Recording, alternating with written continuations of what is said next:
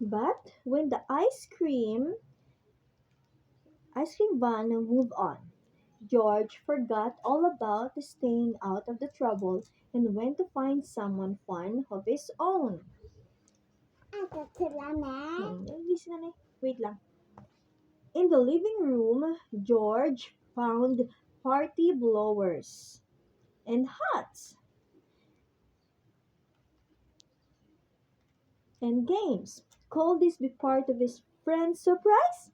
Before George could find out, he spot some streamers, balloons, and colored tissue he could not resist. Wow! Muging playa ang balloons, ang ang pito-pito, ang cup, ang baligya sila may birthday. Sino birthday man? May friend surprise kuno nga game sa bansang monkey. Decorating was easy for a little monkey. Wow, siya nag-decorate. Dili day. Oo. Na. Still, George was curious about the surprise. And what was the good smell coming from the kitchen? Sa monkey, lutong maabot man. Galuto sila guro. Ay, George followed his nose. Gisunod ni... Oo. Ang monkey, ya ako, andin tong amot man. Gisunod ya ang...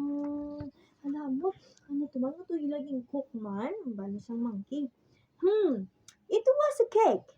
And it looked as good as it smelled. All it needed was come icing.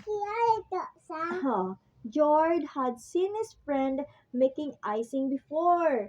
Nakita ko na sa monkey kung paano mag-make sang cake sa iya friend. But today, his friend was busy. Maybe George could help. He could ice the cake himself. First, George put a bit of this in the mixing bowl. Next, he added a bit of that. Then, he turned the mixer on. The icing whirled around and around.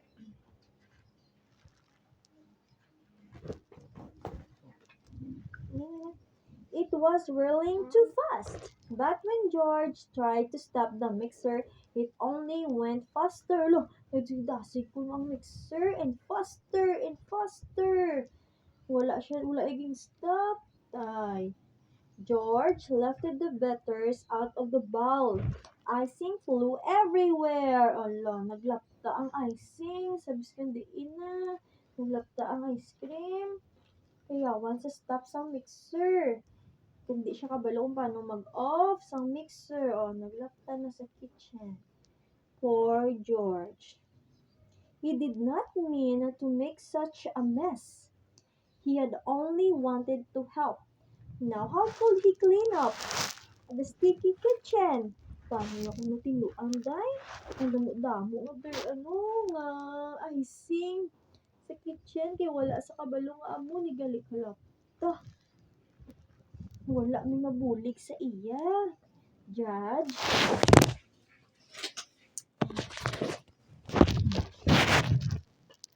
Just then George heard the tinkle music again. The ice cream van was coming back up the street and George had an idea. May idea si ang monkey. Quickly he opened the door. Not any listen to mommy. And invited all of the dogs and for a treat. Bo, yung tawag yung tanan ng mga dogs aday, naging pakaon yung tanan naging laptay itong icing sa kitchen.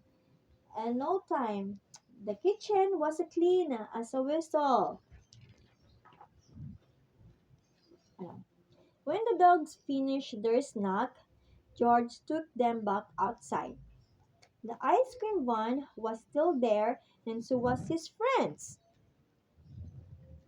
George, said the man with the yellow hat, I've been looking for you. It's time for the surprise.